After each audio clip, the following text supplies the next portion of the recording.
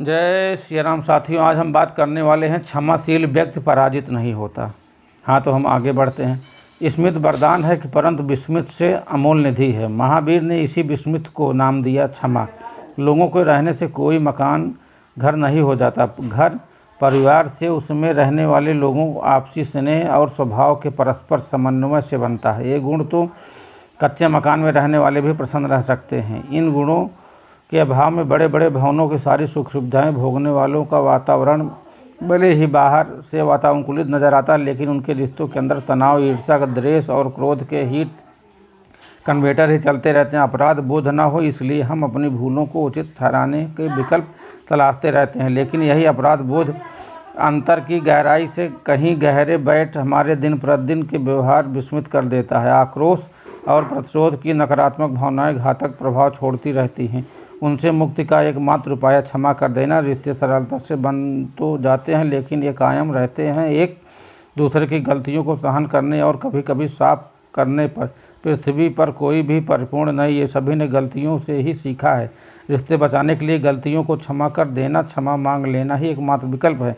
प्रतिशोध का सामर्थ्य होते हुए भी जो स्वयं और दूसरे को क्षमा करता जानता है, वही धर्म क्षमा का धारण करता है। क्षमाशीलता हमें जीतने हारने चिंता से मुक्त करती है, क्योंकि अंतर्मन में क्षमा के रहते हुए हमें कोई पराजित कर सके यह संभव भी नहीं। क्षमा करने की प्रक्रिया तो क्षमा करने वाला क्षमा पाने वाले से ही कहीं अधिक सुख पाता है। अगर हम अंदर से सकारात्मक और खुश हैं तो अपने आसपास में इन्हीं का विस्तार करेंगे। अगर हम किसी को क्षमा नहीं कर सकते तो हम अपने दुर्गुणों के लिए ईश्वर से माफ़ी की उम्मीद कैसे कर सकते हैं। क्षमा सहनशीलता और अहंकार के त्याग की सूचक है।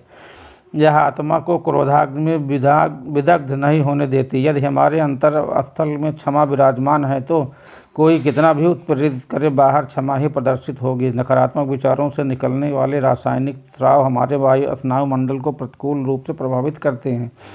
इस दृष्टि से क्षमाशीलता शारीरिक और मानसिक संतुलन को नियंत्रित करती है।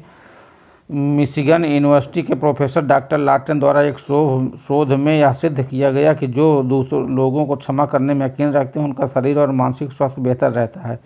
क्षमा वाणी पर्व कोई एक दिन का नहीं, किसी समुदाय विशेष का पर्व नहीं, यह जीव मात्र के जीवन के पल पल जुड़ा एक विलक्षण पर्व है। इसे शुभकामना, बधाई और उपहार न देकर हमें जीवों को आने अनजाने में हुई अपनी भूलों के प्रति विनम्रतापूर्वक बिना प्रतिफल की अपेक्षा किए क्षमा याचना करते हैं। सभी के लिए क्षमा भाव रख शांति एवं कुशल क्षेम की प्रार्थना करते हैं। जय श्री राम सीताराम। वीडियो अच्छी लगी तो चैनल को सब्सक्राइब जरूर।